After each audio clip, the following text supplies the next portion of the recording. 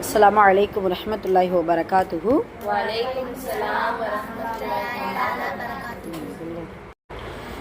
எல்லா புகழும் இறைவனுக்கே. அல்லாஹுடைய அன்பு மருளும் என் பெருமானார் ரசூலை கரீம் ஸல்லல்லாஹு அலைஹி வஸல்லம் அவர்கள் மீதும் நம் அனைவரின் மீதும் என்றென்றும் நின்று நிலவட்டுமாக. அல்ஹம்துலில்லாஹ். அல்லாஹுடைய கிருபையினால நம்ம ஜும்மாங்கிற ஒரு சிறப்பான ஒரு நாளில் இருக்கிறோம். சரியா? ஜும்ஆ அப்படிங்கிற வார்த்தைக்கு என்ன அர்த்தம் தெரியுமா? வெள்ளிக்கிழமை, ஒன்று சேர்ந்தல். மாஷா அல்லாஹ். ஜும்ஆ ஜமாஅத்துன்னு சொல்லுவோம்ல, ஜமாத் தொழுவு போங்கப்பா சொல்லுவோம்ல பாய்ஸ் எல்லாம். ஜமாஅத்துங்கிற வார்த்தையில் வருவது தான் ஜும்ஆ. ஜும்ஆனா நம்ம எல்லாரையும் அல்லாஹு தஆலா வெள்ளிக்கிழமையில் என்ன செய்கிறான்? ஒன்று சேர்க்கிறான். அதாவது தொழாதவங்க கூட பேசக்கூடாது, தொழாதவங்க கூட என்ன செய்கிறாங்க? ஜும்மாவுடைய நாளில் என்ன செய்கிறோம்? தொழுவ போகிறாங்க இல்லையா? நிறைய பேர் பள்ளியே நிறைஞ்சிருக்கும். சுப்ஹானல்லாஹ். அதனால நாம் அல்ஹம்துலில்லாஹ் ஜும்மாவுடைய நாளில் ஒன்று சேர்த்து நல்ல விஷயத்தை நம்ம இன்ஷா அல்லாஹ் பேசுறதுக்கும் கேட்கறதுக்கும் அல்லாஹ் நமக்கு நாடி இருக்கா. அல்ஹம்துலில்லாஹ். அல்லாஹ்வுக்கே எல்லா புகழும். இன்னைக்கு நான் என்ன நம்ம என்ன பேச போகிறோம் அப்படின்னு சொன்னால், ஒரு சஹாபி ஒரு கொஸ்டின் கேட்குறாரு. அந்த கொஸ்டினுக்கு ரசூலுல்லாஹ் 4 அமல்கள் சொல்லி கொடுக்குறாங்க. அது என்ன கொஸ்டின், என்ன 4 அமல் அப்படிங்கிறத நம்ம கேட்டு இன்ஷா அல்லாஹ் அந்த 4 அமல்களை நடைமுறைக்கு கொண்டு வரணும். சரியா? இன்னொரு நம்ம தெரிஞ்சுக்கிறணும், நம்ம ஒவ்வொன்றுமே நீங்கள் யோசிச்சு பாருங்களேன். அல்லாஹு தாலா நமக்கு எல்லா அமல்னா உங்களுக்கு புரியுதா? அமல்னா என்னப்பா? செயல். தொழுகை ஒரு அமல், ஒரு தமிழில் சொல்லணும்னா அது செயல். தொழுகை என்பது ஒரு செயல், குர்ஆன் ஓதுறது ஒரு செயல். சரியா? அப்போ இஸ்லாமிய மார்க்கம், நம்ம மார்க்கம் நமக்கு ரொம்ப இலகுவாக கொடுத்துருக்கு. எந்த கடினமும் கிடையாது. இஸ்லாமிய மார்க்கம் ரொம்ப இலகுவாக்கப்பட்ட மார்க்கம். அதனால இந்த 4 விஷயம் கண்டிப்பாக நமக்கு இலகுவானதாக தான் இருக்கும். ரொம்ப சிம்பிளாக, ஓ இதுதானா அப்படிங்கிறத நீங்கள் யோசிப்பீங்க. சரி, அந்த சஹாபி என்ன கொஸ்டின் கேட்டார் தெரியுமா? அல்லாஹுடைய தூதரே, என்ன காரியம் செஞ்சால் நான் சொர்க்கத்துக்குள்ளே போக முடியும்? இது நம்ம எல்லாருக்குமே வேணும் தானே? என்ன அமல் செஞ்சால் நான் சொர்க்கம் போவேன்? இன்னும் எல்லா அமலும் செஞ்சால் தான் சொர்க்கம் போக முடியுமா அப்படின்னு சொன்னால் உங்களுக்கு இப்படி புரிகிற மாதிரி சொன்னால் புரியும். அதாவது உங்களுக்கு கொஸ்டின்ஸ் நிறைய புக் பேக், அதாவது பாடத்துக்கு பின்னாடி கொஸ்டின்ஸ் கொடுத்துருப்பாங்க, விரிவான விடையலின்ட்டு ஒரு நிறைய கொஸ்டின் கொடுக்கான்னு நினச்சிக்கோங்களேன். உங்கள் டியூஷன் மிஸ் என்ன செய்வாங்க? முக்கியமான கொஸ்டின் என்ன செய்வாங்க? குறிச்சு விடுவாங்க. இது இம்பார்ட்டன்ட், இது படிச்சுக்கோ, இது எக்ஸாமுக்கு வரும் அப்படின்னு குறிச்சு விடுவாங்க இல்லையா? இல்லை அதெல்லாம் இல்லை, எல்லாம் படித்தாதான் நீ பாஸ் ஆகும்லாம் சொல்ல மாட்டோம். அப்படி தானம்மா?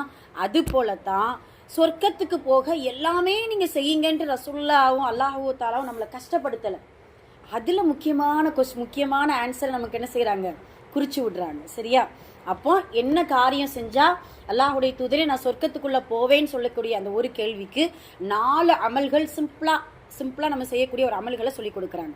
ஒன்று என்ன அப்படின்னு சொன்னால், எல்லாருமே ஒருத்தரை சந்திச்சா நம்ம என்ன சொல்லுவோம்? சலாம், அஸ்ஸலாமு அலைக்கும் ரஹ்மத்துல்லாஹி வபரகாத்து.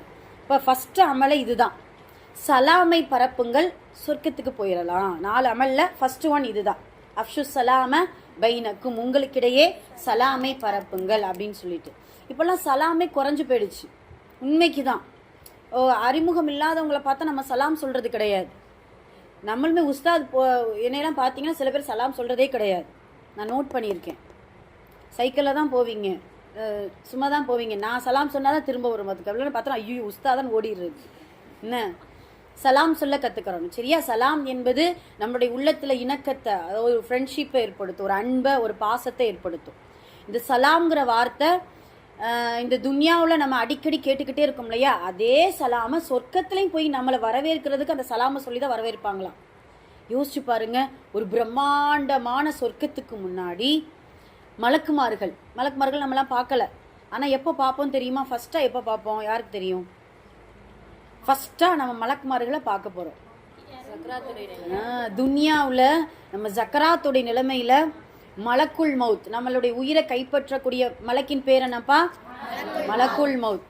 சரியா? மலக்குல் மவுத்தை ஃபஸ்ட்டாக பார்க்க போகிறோம். அப்போ தான் ஓ மலக்குனா இப்படி இருப்பாரோ அப்படிங்கிற மாதிரி. அதில் கோரமான மலக்கு, அதாவது ரொம்ப உருவம் பயங்கரமாக இருக்கக்கூடிய கொடூரமான உருவம் கொண்ட மலக்குகளும் இருக்கிறாங்க. அது பாவிகளை கைப்பற்றக்கூடியவர்கள் மலக்கு. நல்லவர்களாக இருந்தோம்னா அழகா அவங்களுடைய அது அல்லாஹ்வுடைய தூதர் சொல்லுவாங்க, நீல நிற கண்கள் கொண்டவங்களா இருப்பாங்களா அவங்க. ஆமாம், கண் அப்படி ப்ளூவிங்காக இருக்குமா. இந்த ரொம்ப அழகாக இருக்கிறவங்களுக்கு கண்ணு ப்ளூவாக இருக்கும் தெரியுமா? முட்டை அந்த அரபியன்ஸ்லாம் பாருங்களேன், மெரூன் கலரில் இருக்கும், அப்புறம் ப்ளூவாக இருக்கும், கண் அது என்னது கருவிழியா, கருவிழியவே எல்லாம் கலர் கலராக என்ன செஞ்சுருக்கா எல்லாம் நமக்கு படைச்சி வச்சுருக்கோம். சுப்ஹானல்லாஹ். அப்போ அப்படி இருக்கும்போது இது எதுக்காக சொல்ல வந்தோம்? மலக்குள் மௌத். அந்த மலக்குமார்கள் தான் மறுமையில சொர்க்கத்துக்குள்ள நுழையும் பொழுது சலாம், அஸ்ஸலாமு அலைக்கும், உங்கள் மீது சாந்தி உண்டாகட்டும், அல்லாஹ் உங்களுக்கு என்ன வாக்களிச்சானோ அந்த சொர்க்கத்துக்குள்ள நுழையக்கூடிய பாக்கியத்தை நீங்க பெற்றுக்கிட்டீங்க அப்படின்னு சொல்லி அல்லாஹு தாலா என்ன செய்யறான், நம்மளை வரவேற்பதற்கும் அந்த சலாமை பயன்படுத்துகிறான். அதனால இன்ஷா அல்லாஹ் சலாம் சொல்லி பழகுவோமா? இன்ஷா அல்லாஹ். இந்த அமல் ஏதாவது கஷ்டமா இருக்குதா? இல்ல வீட்டுக்குள்ள போனாலும் சலாம் சொல்லணும், வீட்டுல இருந்து வெளியே வந்தாலும் சலாம் சொல்லணும், ஸ்கூல் போகும்பொழுதும் சலாம் சொல்லணும், உங்க ஃப்ரெண்ட்ஸுங்களை பார்க்கும்போது சலாம் சொல்லணும், உஸ்தாதுகளை பார்க்கும் பொழுது சலாம் சொல்லணும், பெரியவங்களை பார்க்கும் பொழுது, அறியாதவங்களை பார்க்கும் பொழுது, எந்த முஸ்லீம்ஸை பார்த்தாலும் நம்ம என்ன செய்யணும்? இன்ஷா அல்லாஹ் சலாம் சொல்லக்கூடியவர்களாக இருக்க வேண்டும். சரியா? இன்ஷா அல்லாஹ் சொல்லுவோமா? இதுல நம்ம சலாம் சொன்னா எவ்வளவு நன்மைங்கிறது நமக்கு தெரியும் இல்லையா? எவ்வளவு நன்மை? அஸ்ஸலாமு அலைக்கும் சொன்னா 10, அஸ்ஸலாமு அலைக்கும் ரஹ்மத்துல்லாஹ்னு சொன்னா, அஸ்ஸலாமு அலைக்கும் ரஹ்மத்துல்லாஹி வ பரகாத்துஹுன்னு சொன்னா 30 நன்மை நமக்கு என்ன செய்யும்? இன்ஷா அல்லாஹ் கிடைக்கும். அதனால சலாம் சொல்லி நாம் இன்ஷா அல்லாஹ் பழகணும். இதைத்தான் ரசூலுல்லாஹ் என்ன காரியம் செய்தால் சொர்க்கம் செல்ல முடியும் அப்படிங்கிற கேட்கக்கூடிய அந்த சஹாபிக்கு முதல் கேள்விக்கான பதில் சொல்றாங்க. 2வது அமல் என்ன அப்படின்னு சொன்னா, நல்லதையே பேசு. என்ன பேசணும்? நல்லதை பேசினா சொர்க்கம் உண்டு சொல்லுவோம் இல்லையா? பேச்சில் கவனம், நல்லது பேசினால் சுவனம். எப்படி? நல்லா இருக்கா? பேச்சில் கவனம், நல்லது பேசினால் சுவனம். நல்லதை பேசுங்கிறது இதுல நீங்க எதெல்லாம் நீங்க எடுத்துக்கிட்டீங்க? எது நல்ல பேச்சு? உங்க பாயிண்ட் ஆஃப் வியூல சொல்லுங்க பார்ப்போம். எது நல்ல பேச்சு? பேசணும். மாஷா அல்லாஹ். வேற இல்லை, நம்ம நல்ல பேச்சு எடுத்துக்கிறோம், இது பேசக்கூடாதுங்கிறத அடுத்து பேசிக்கிறோம். சரியா? என்னென்ன நல்லதை பேசணும்? இபாதத்துகளை பேச. இப்போ நம்ம பேசுகிறோம் இல்லையா, நல்ல விஷயங்களை என்ன செய்யணும்? முதல்ல பேசணும். அல்லாஹுடைய வார்த்தை மற்றவங்களுக்கு சொல்லணும், ஹதீஸை சொல்லணும், வரலாறுகளை சொல்லணும். அப்புறம் ஏதாவது ஒரு தீமை செஞ்சாங்கன்னா அவங்கள என்ன செய்யணும்? நல்ல வார்த்தை சொல்லி திருத்துவதற்கு இது பண்ணணும். அப்போ நல்ல பேச்சுக்கள்னா இதுதான். இது கெட்ட பேச்சுக்கள்னா அவங்க சொன்ன மாதிரி யாரையும் ஹர்ட் பண்ண மாதிரி என்ன செய்யக்கூடாது? பேசக்கூடாது, புறம் பேசக்கூடாது, கோல் பேசக்கூடாது, அவதூறு பேசக்கூடாது, பொய் பேசக்கூடாது. என்ன, இதெல்லாம் கெட்ட பேச்சுக்கள். இதுக்கு முன்னாடி உங்களுக்கு நான் சொல்லியிருக்கேன்னா, நல்லதை பேசலன்னா அமைதியா வாய் மூடி இருந்துக்கணுமா? ரசூலுல்லாஹ் சொல்றாங்க, நல்லதை பேசு அல்லது மௌனமே உங்களுக்கு சிறந்தது அப்படிங்கிறத ரசூலுல்லாஹ் சொல்லுவாங்க. சஹாபாக்களுடைய காலத்திலையும் அப்படிதான். அபூபக்கர் ரலியல்லாஹு அவர்கள் என்ன செய்வாங்களாம்? வாயில கூழாங்கல் போட்டுக்குருவாங்களாம். எதையாவது நம்ம பேசிட்டோம்னா, இந்த நாவு இருக்கே, அல்லாஹ் அக்பர், நரம்புலாம் நாக்கு என்ன வேணாலும் என்ன செய்யுமா? பேசும். ஐயோ, அந்த நாக்கை கட்டுப்படுத்துறது ரொம்ப பெரிய கஷ்டம். உங்களுக்கு ஞாபகம் இருக்கா? காலையில் எந்திரிச்ச உடனே அந்த உறுப்பு நாவு என்ன செய்யும்? எல்லா உறுப்புகளையும் பார்த்து, இத்தகில்லா நீ அல்லாவுக்கு அஞ்சிக்கோ, சாரி, எல்லா உறுப்புகளும் நாவை பார்த்து சொல்லுமா, இத்தகில்லா நீ அல்லாவுக்கு அஞ்சிக்கோ, நீ நல்லா பேசினா நாங்கள் எல்லாரும் என்ன செய்வோம்? நல்லா இருப்போம். நீ ஏதாவது வாயை கொடுத்து வாங்கி கட்டிக்கிட்டனா உன்னோட சேர்ந்து நாங்களும் என்ன செய்வோம்? அடி வாங்குவோம் அப்படின்னு சொல்லிட்டு அந்த நாவு என்ன செய்யும்? எல்லா நாவை பார்த்து எல்லா உறுப்புகளும் பேசுமா. அதனால ரசூலுல்லாஹ் என்ன சொல்லியிருக்காங்க, 2 உதடுகளுக்கு மத்தியில் உள்ள நாவை யார் பேணி பாதுகாத்துக்கிறாங்களோ, நல்லதை பேசுறாங்களோ, அவங்களுக்கு நான் சொர்க்கத்துக்கு பொறுப்பேற்றுக்கிறேன் அப்படிங்கிறத ரசூலுல்லாஹ் சொல்றாங்க. அதனால இன்ஷா அல்லாஹ் நல்லதை பேசுவோமா? இன்னொன்று என்ன தெரியுமா? அதாவது இப்படி சொல்லுவாங்கல்ல, ஒரு இடத்துல எழுதியிருப்பாங்க, அனுமதி பெற்று உள்ளே வா அப்படின்னு எழுதியிருப்பாங்க. அப்படிதான், நம்ம அனுமதி பெற்று உள்ளே வா. இன்னொரு இடத்துல இப்படி எழுதுவா, அனுமதி பெறாமல் உள்ளே வராதே அப்படின்னு எழுதியிருப்பாங்க. ஒரு ஹேட்டா இருக்குது பாத்தீங்களா? சொல்ற வார்த்தையை கூட நம்ம என்ன செய்யணும்? கண்ணிவான சொல்லை கொண்டு சொல்வதற்கு நம்ம இது பண்ணிக்கிறோம். இன்ஷா அல்லாஹ் பழக்கப்படுத்திக்கிறோம். ஆக 2வது அமல் இதுதான், நல்லதை பேசினால் சுவனம் உண்டு அப்படிங்கிறத ரசூலுல்லாஹ் 2வது அமலாக நமக்கு சொல்லி கொடுக்குறாங்க. 3வது விஷயம் சுருக்கமா சொல்லி முடிச்சிருவோம்.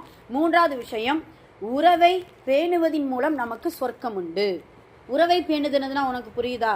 உறவுனா என்னப்பா? ரிலேஷன்ஸ் அப்படிதானே? தாய் தந்தை, சகோதர சகோதரிகள், ஃப்ரெண்ட்ஸுங்க, அண்டை வீட்டுக்காரவங்க, தூரத்து சொந்தம், பக்கத்து சொந்தம், எல்லாம் ரிலேஷன்ஸ் தான். சரியா? அந்த உறவை பேண்டதில் ரொம்ப கவனமாக இருக்கணும். நம்ம வீட்டில் இப்படி பேசுவாங்க. எப்படி பேசுவாங்க தெரியுமா? இங்கே பாரு அம்மா, அவங்க கூட சண்டை போட்டிருக்கேன், அவங்க கூட என்ன செய்யக்கூடாது? பேசக்கூடாது. எது கொடுத்தா வாங்கக்கூடாது, அவங்க வீட்டுக்கு போகக்கூடாது, அவங்கள பார்த்தா பேசவே கூடாது. சொல்லியிருப்பாங்கல்ல, சொல்கிறாங்கல்ல, அப்படியெல்லாம் சொல்லக்கூடாது. பேரண்ட்ஸாக இருந்தாங்கன்னா நாம தான் அவங்கள்ட்ட எடுத்து சொல்லலாமா, அப்படிலாம் சொல்ல வேண்டாமா, உங்கள் ஜென்ரேஷன் உங்களோட போகட்டும். அவங்க சொல்லிட்டு போயிடுவாங்க, அதுக்கப்புறம் நாம தானே வளர்ந்து வர்றோம் என்ன. அதனால யார் நம்ம பேரண்ட்ஸ் சண்டை போடாமல் இருக்கணும், இருந்தாலும் ஏதாவது ஒரு ரிலேஷன்ஸ்குள்ளே சண்டை போட்டாங்கன்னா அவங்களோட முடிச்சிருங்க.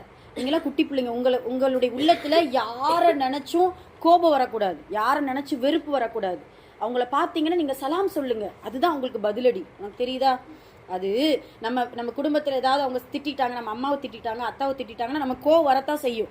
அந்த கோவத்துக்கு பதிலடி என்ன தெரியுமா? ரசூல்லாவே அதைத்தான் சொல்கிறாங்க. அவங்கள பார்த்தா நம்ம என்ன செய்யணுமா? சலாம் சொல்லிடணும். அவங்க நம்ம முந்தையே நம்ம பேசிட்டோம்னா, என்னடா இப்படி அன்னைக்கு அப்படி போய் நம்ம சண்டை போட்டோம், ஆனால் இந்த பையன் பார்த்தா நம்மளை சலாம் சொல்கிறான்னு, நமக்கெல்லாம் அறிவே இல்லையா அப்படின்னு அவங்க என்ன செய்வாங்க? உணருவாங்க. அதுக்காக அவங்க சண்டை போட்டால் நாமளும் சண்டை போடணுங்கிறது அது தவறான விஷயம். அதனால இன்ஷா அல்லாஹ் ஒற்றுமையோடு என்ன செய்யணும்? இருக்கணும். இதுதான் உறவை பேணுவது. உறவுக்கு அரபுல ரஹ்மன்னு சொல்லுவாங்க. ரா ஹா மீம். இதே ரஹ்முங்கிற அந்த வார்த்தை, அந்த எழுத்து ரஹீம், ரஹ்மான், அர் ரஹ்மான் அப்படின்னு சொல்லுங்கிற அந்த வார்த்தையில இடம்பெறுது.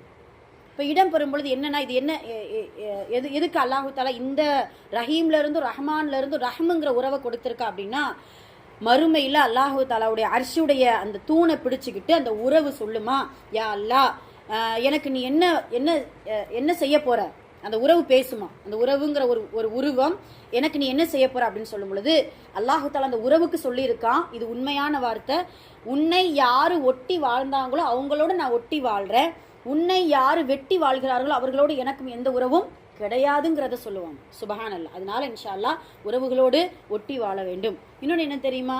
ரசூல்லா சொல்லியிருக்காங்க, உறவை பேணுவது என்றால் யாரெல்லாம் நம்ம கூட பேசலையோ அவங்களோட தான் உறவை பேணணுமா. புரியுதா? எப்போ பார்த்தாலும் பேசிட்டு இருக்கவங்க, நல்லா சந்தோஷமா இருக்கவங்ககிட்ட உறவை பேணுறதை விட யார் நம்மகிட்ட பேசலையோ அவங்ககிட்ட தான் நம்ம என்ன செய்யணும்? பேசணும். இந்த உறவை பேணுறதுல 2 விஷயம் நல்லா புரிஞ்சுக்கோங்க. ஒன்று, நம்ம சிராத்துல் முஸ்தகீம். என்னது அது? அலம் சூராவில் வருமோ? அவ்வளவுதான். ஒரு பாலம், சிராத் என்கின்ற ஒரு பாலம். பாலம்னா புரியுதா? அந்த பாலம் எங்க இருக்கும்? சொர்க்கத்துல இருக்குமா? நரகத்துக்கு மேல. எப்படி இருக்கும்? நரகத்துக்கு மேல, அல்லது சொர்க்கத்துக்கும் நரகத்துக்கும் இடையில. அந்த சிராத் பாலத்தை கடந்தாதான் நம்ம எங்க போக முடியும்? சொர்க்கம் போக முடியும். அதுல 2 பாலத்துல இந்த பக்கம் பாத்தீங்கன்னா அமானிதம்ட்டு ஒண்ணு இருக்கும், அந்த பக்கம் பாத்தீங்கன்னா ரஹ்முங்கிற உறவு ஒண்ணு இருக்கும். அமானிதம்னா புரியுதா? ஏதாவது அரபு வேர்டு சொல்லி நான் உங்களுக்கு புரியலன்னா நீங்கள் கொஸ்டின் கேட்கணும். இதுனா என்னன்றத கொஸ்டின் கேட்கணும், அப்படியே ஏன்ட்டு கேட்கக்கூடாது. சரியா? அமானிதம்னா என்ன? யாருக்கு தெரியும்? அமானிதம் மாஷா அல்லாஹ் தபாரக்கல்லாஹ் இல்மா பாரு, ஜன்னத்து ஃபிர்தௌஸ் சொல்லிட்டாங்க. ஒரு பொருளை ஒருத்தவங்க பத்திரமா வச்சிருன்னு கொடுத்தாங்கன்னா அதை திரும்ப நம்ம என்ன செய்யணும்? பத்திரப்படுத்தி கொடுக்கணும். சரியா? இப்போ என்னன்னா, நம்ம கிட்ட கொடுக்கக்கூடிய பொருள், பொறுப்பு, சொல், ரகசியம், அதெல்லாம் ரொம்ப பயங்கரம். சொல்லாதன்ட்டு சொல்லியிருப்பா 2. ஆமா, அதை போய் அவ சொல்லாதன்ட்டு சொன்னான்ட்டு போய் சொல்லிடுவோம். என்ன செய்வோம்? ஆமா, அப்படிதான் செய்யறாளா? சரி, ரகசியத்தை வெளியே விடக்கூடாது. சரியா? அப்ப இது எல்லாமே அமானிதம் தான். அந்த அமானிதம் அந்த சிராத் பாலத்து ஒரு பக்கம் நிற்கும். நாம ஏதாவது மோசடி பண்ணிட்டோம்னா என்ன செய்யும் தெரியுமா? அந்த சிராத் பாலமே ஏற்கனவே முடியை விட கூர்மையா இருக்கும், வாளை விட ரொம்ப இதுவா, முடியை விட மெல்லிசா இருக்கும், வாளை விட கூர்மையா இருக்கும். அதை கடக்கிறதுக்கு நம்ம கஷ்டப்படுவோம். ஆனா அந்த அமானிதத்துல மோசடி செஞ்சிட்டோம்னா அதை கடக்கும் பொழுது நம்முடைய காலை பிடிச்சி என்ன செஞ்சிருமா? அமானிதம் இழுத்து நரகத்துல போட்டுருமா. அதெல்லாம் அதே போலதான் உறவை பேணாம நம்ம இருந்தோம், சண்டை போட்டுக்கிட்டே இருந்தோம், வெட்டி வாழ்ந்த உறவோடு நம்ம ஒட்டி வாழலை அப்படின்னு சொன்னா அந்த உறவு நம்மளை என்ன செஞ்சிரும்? காலை இடறி விழுவதற்கான ஏற்பாடுல செஞ்சு விட்டுரும். அதனால இந்த விஷயங்களை பேணி பாதுகாத்துக்கிறோம். இது எத்தனாவது அமலா சொல்லியிருக்காங்க ரசூலுல்லாஹ்? 3வது அமல். 1 என்னமா? சலாமே சொல்வது. 2வது, 3வது உறவை பேணும். இவங்கெல்லாம் ஒன்றும் என்ன புரியுதா? சரி, 4வது கடைசியை சொல்லி முடிச்சிருவோம். 4வது விஷயம்தான், இரவு நேரத்தில் நின்று வணங்குவதன் மூலம் நமக்கு இன்ஷா அல்லாஹ் சொர்க்கம் கிடைக்கும். அந்த சஹாபி கேட்ட என்ன காரியம் என்னை சொர்க்கத்திற்கும் நுழைய செய்யும் என்று சொல்வதற்கு சலாம் சொல்லணும், நல்லதை பேசுங்க, உறவை பேணி வாழுங்க, 4வது இரவு நேரத்தில் நின்று வணங்குங்க அப்படிங்கிறத சொல்றாங்க. வணங்குங்கன்னா தொழுகை. சரியா? இப்போ பகல் நேரத்தில் தொழக்கூடிய தொழுகைக்கு என்ன பேர்? ஃபர்லு. சரியா? ஃபர்லான தொழுகையில் பகலில் தொழுகிறோம், சுன்னத் தொழுகிறோம், நஃபில். ஆனால் இரவு தொழுகைக்கு ஒரே ஒரு பேர் தான் என்ன தொழுகை? கியாமுல் லைல்.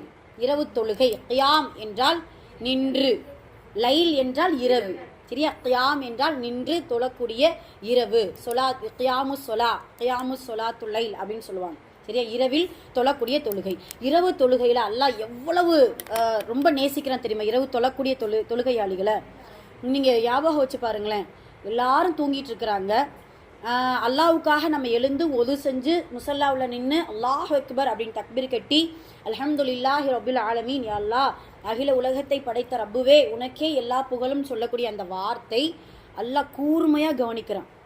இப்போ 1000 பேர் இருக்கக்கூடிய சபையில் ஒரே ஒரு ஆள் பேசினா அந்த 1000 பேர் என்ன செய்வாங்க? யாரை பார்ப்பாங்க? இந்த ஒரே ஒரு ஆளை தான் பார்ப்பாங்க. அதே போலத்தான் பல்லாயிரம் கோடி மக்கள் தூங்கி கொண்டிருக்கக்கூடிய அந்த இரவுல நாம் எழுந்து யா அல்லாஹ் அப்படின்னு சொல்லக்கூடிய அந்த அழைப்பை அல்லாஹ் அப்படி கூர்மையாக கேட்குறான். அவ்வளோ நேசிக்கிறான், அவ்வளோ ஆசைப்படுறான். ஆஹா சுபஹானல்லாஹ். ஏன்னா அல்லாஹ் எத்தனாவது வானத்தில் வர்றான் தெரியுமா? இரவுல முதல் வானத்தில். வானம் எத்தனைப்பா இருக்குது? 7 வானம் இருக்குது. சுபஹானல்லாஹ். அந்த 7 வானத்தில் இருந்து அவனுடைய அர்ஷில இருந்து இறங்கி முதல் வானத்தில் வந்து அவன் கரத்தை விரிச்சு அல்லாஹு தாலா எதிர்பார்க்குறான். என்ன எதிர்பார்க்க தெரியுமா? யாராவது என்கிட்ட ஏதாவது கேட்குறீங்களா? என்கிட்ட கேளுங்க, உங்களுக்கு நான் தாரேன். தௌபா செய்கிறீங்களா? உங்களுடைய பாவங்களை நான் மன்னிக்கிறேன். துஆ செய்கிறீங்களா? பிரார்த்தனை செய்கிறீங்களா? உங்களுடைய துஆவை நான் கபூல் செஞ்சுக்கிறேன். அந்த எஜமானன் வந்து நம்ம இடத்துல வந்து கேட்குறான் அப்படின்னா சுபஹானல்லாஹ் அந்த டைமை நம்ம என்ன செஞ்சுக்கிறணும்? பயன்படுத்திக்கிறோம். ஆனால் நம்ம இரவில் தொழுகிறோம் அப்படின்னு சொன்னால் இஷா தொழுகிறதே பெரிய விஷயம். அப்படிதானம்மா? இஷாவே ரொம்ப கஷ்டப்பட்டு அதுலேயும் தொழுகாமல் கூட என்ன செஞ்சிட்ருக்கோம்? ஒவ்வொரு நாளும் போய்கிட்டு இருக்குதுமா. அதெல்லாம் இஷாவுடைய தொழுகை எந்த அளவுக்கு முக்கியம் அப்படின்னா, கால் இல்லாத மனிதர்களாக அல்ல நம்ம படைச்சிருந்தா கூட தவழ்ந்து வந்து என்ன செஞ்சிருவோமா? தொழுதுருவோம். இஷாவுடைய நன்மையை தெரிஞ்சுக்கிட்டோம்னா அந்த அளவுக்கு இஷாவுக்கு அவ்வளவு அல்லாஹுத்தால நன்மையை கொடுத்துருக்கு. அதனால இரவு தொழுகைங்கிறதுல எல்லா தொழுகையுமே நல்ல முறையில் பேணி பாதுகாத்துக்கிறணும். அதில் முடிஞ்சளவு தஹஜுத். நீங்கள் இப்படி யோசிங்களேன், ரமலான் மாதத்தில் மட்டும்தான் நமக்கு என்ன செய்கிறா அல்லாஹ் அந்த தஹஜுத் தொழக்கூடிய வாய்ப்பை கொடுக்குறான். மற்ற நாள் எந்திக்கவே முடியல. சுபுகு எந்திக்கிறது ரொம்ப பெரிய கஷ்டமாக இருக்குது. அப்படி தானம்மா? முடிஞ்சளவு முயற்சி செய்யுங்க. எதையுமே முயற்சி செய்யாமல் நமக்கு கிடைக்காது. சொல்லுவாங்க இல்லையா, அதாவது 40 நாள் பழக்கப்பட்ட ஒரு செயல் 41வது நாள் பழக்கத்தில் வருங்கிறத சொல்லுவாங்க. புரியுதா அது என்னன்ட்டு? 40 நாள் ஒரு செயலை நம்ம பழக்கப்படுத்திக்கிட்டே இருந்தோம்னா 41வது நாள் அது பழக்கத்தில் வந்துடும். 41வது நாள் நம்மளை யாரையும் எழுப்ப தேவையில்லை. அது ஆனால் என்ன செய்யணும்? 40 நாள் போராடணும், எழணுமே, எந்திக்கணும், தொழணும் அப்படிங்கிறத நம்ம இன்ஷா அல்லாஹ் கடைபிடிக்கக்கூடியவங்களாக இருக்கணும். சரியா? இப்போ இந்த 4 விஷயமும் நமக்கு பெற்றுத்தரக்கூடிய ஒரு விஷயம் என்ன? ஒரு நிஅமத் என்றால் சொர்க்கம். சரியா? அப்போ அந்த ஒரு கேள்விக்கு 4 விதமான அமலை கொண்டு ரசூலுல்லாஹ் நமக்கு பதில் கொடுத்துருக்குறாங்க. இந்த 4 அமலும் செய்கிறது ஏதாவது சிரமமா? சலாம் சொல்கிறதுல ஏதாவது சிரமமா? இல்லை. அதே போல் நல்லதை பேசலாம்ல. நல்லதை பேசலாம்ல. அதே போல் உறவுகளை நம்ம இன்ஷா அல்லாஹ் என்ன செய்யணும்? பேணி பாதுகாத்துக்கிறணும். கடைசியாக இரவு நேரத்தில் நின்று தொழணும். அதில் முக்கியமாக ஃபர்லு தொழுகையில் கொஞ்சம் கவனம் செலுத்துங்க. தொழுகை குறைய நமக்கு ஃபித்னாக்கள் அதிகமாகிடும். இந்த ஏஐயை பற்றி கேள்விப்பட்டிருக்கீங்களா? யாருக்கு தெரியும்? Artificial intelligent. அது உங்களை பொறுத்தளவுக்கு நல்லதா கெட்டதா சொல்லுங்க. சூப்பர். அதே தான், யூஸ் பண்ணுற விதத்தில் நல்லது. அதனால் கொஞ்சம் உங்களுடைய படிப்புகளில் எல்லா துறைகளையும் தேர்ந்தெடுங்க. இருந்தாலும் பாதகங்கள் அதிகமாக, ஆபத்துகள் அதிகமாக இருக்கக்கூடிய துறையிலிருந்து தவிர்த்துக்கோங்க. சரியா? ஏன்னா இந்த ஆர்டிஃபிஷியல் இன்டெலிஜென்ட் ஏஐ, சரியா, ஏஐ இது வந்து இனி வரக்கூடிய காலங்களுக்கு அதுதான் அதிகமாக உபயோகப்படுன்னு சொல்கிறாங்க. அதாவது இனிமேல் மனிதர்களுக்கு வேலை இல்லை, கம்ப்யூட்டருக்கு தான் அதிகமாக வேலை இருக்குது அப்படின்னு சொல்லிட்டு எல்லாமே இந்த ஏஐயை கொண்டே மக்களை வந்து இது பண்ணுறாங்க. எந்த அளவுக்கு அப்படின்னா, ஒரு இல்லாதவனை கூட இப்போ நீங்கள் ரீசெண்டாக பார்த்துருப்பீங்கல்ல, இறந்த அம்மா அத்தாவை கூட ஒரு கண்ணாடி கொடுக்குறாங்க, ஒரு கேமரா, அதுக்குள்ளே போய் பார்த்தோம்னா அவங்க அப்படியே பேசுகிற மாதிரி. ஆனால் அது எப்படி இருக்கும்னு அந்த அளவுக்கு டெக்னாலஜி வளர்ந்துருச்சு. அப்படியே நேரில் வந்து பேசுனா எப்படி இருக்குமோ அந்த மாதிரி என்ன செய்கிறாங்க, அந்த இது கொண்டு வர்றாங்க. இதுதான் ஏஐ சம்மந்தப்பட்டது. அடுத்தடுத்து இன்னுமே ஒரு மனிதனை போல முழுக்க இருக்கக்கூடிய ரோபோவை கூட என்ன செஞ்சிருவான், மனுஷன் உருவாக்கிடுவான். ஆனாலும் மனிதனுடைய படைப்புக்கு சமமாகாது. அந்த ரோபோ எவ்வளவு நுணுக்கமாக உருவாக்குனாலும் கீழே விழுந்து மயக்கம் போட்டு விழுந்து அதுக்கு எழுப்ப தெரியாது. அப்படியே தண்ணி தொளிச்சு ஐயோ தூக்கிட்டு போய் ஹாஸ்பிட்டலில் போய் நம்மளை அட்மிட் பண்ணுற அளவுக்குலாம் அதுக்கு நாலேஜும் என்ன செய்ய முடியாது, அதெல்லாம் இது பண்ண முடியாது. இப்போயும் நம்ம பார்க்குறோம்ல, டிரைவர் இல்லாத காரு உருவாயிடுச்சு, ஹோட்டலில் சப்ளையர் இல்லாத ஹோட்டல், அந்த கம்ப்யூட்டர் தான், அந்த ரோபோ தான் வந்து வெல்கம் பண்ணுது, எல்லாருக்கும் உணவு கொடுக்குது, எல்லாம் செய்யுது. அல்லாஹ் அக்பர். இப்போ இப்படியெல்லாம் இது எதுக்காக சொல்ல வந்தேன் அப்படின்னா, இப்படி டெக்னாலஜி வளர வளர வளர இணையதளங்களும் இந்த மாதிரி இது ஃபித்னாக்கள் வளர வளர நீங்கள் தொழுகையை விட அல்லாஹ் பாதுகாக்கணும். தொழுகை விட்டுட்டோம்னா இந்த மாதிரி குழப்பங்களுக்குள்ளே நம்ம ஆளாயிருவோம். நன்மை தீமையை பிரித்தறியக்கூடிய அறிவே தொழுகையில் தான் இருக்குது. தொழுகை கொண்டு தான் அல்லாஹ் கொடுக்குறான். சுப்ஹானல்லாஹ். அதனால் இன்ஷா அல்லாஹ் தொழுகையை கடைபிடிங்க. நீங்கள் யோசிச்சு பாருங்கள், ஒரு நாளைக்கு நம்ம அல்லாவுக்காக ஒரு 1/2 மணி நேரம் செலவழிக்க மாட்டோமா? காலைல ஃபஜ்ரு, லுஹர், அஸ்ர், மக்ரிப் எல்லாம் சேர்த்தோம்னா ஒரு 1/2 மணி நேரம் தான் வரும். அந்த 1/2 மணி நேரம் கூட அல்லாவுக்கு கொடுக்கலன்னா 23 மணி நேரத்தை அல்லாஹ் நமக்கு எப்படி பாதுகாப்பாக நம்மளை பாதுகாப்போம் சொல்லுங்கள்? ஒரு நாள் பாதுகாப்பாக, 2 நாள் பாதுகாப்பு, வாழ்நாள் முழுவதும் தொழுகை விட்டுட்டேன்னா என்ன செய்வான்? அதனால் இன்ஷா அல்லாஹ் தொழுகையை நல்ல முறையில் கடைபிடிக்கக்கூடியவங்களாக இருக்கும். சரிங்களா? சரி, அல்ஹம்துலில்லாஹ். இந்த 4 காரியம் நமக்கு சொர்க்கத்தை செல்வதற்கு வழிவகுக்கும். எல்லாம் அல்ல அல்லாஹ் இந்த 4 காரியங்களை கடைபிடிக்கக்கூடிய பாக்கியத்தை தந்தருள் புரிவானாக. ஆமீன்.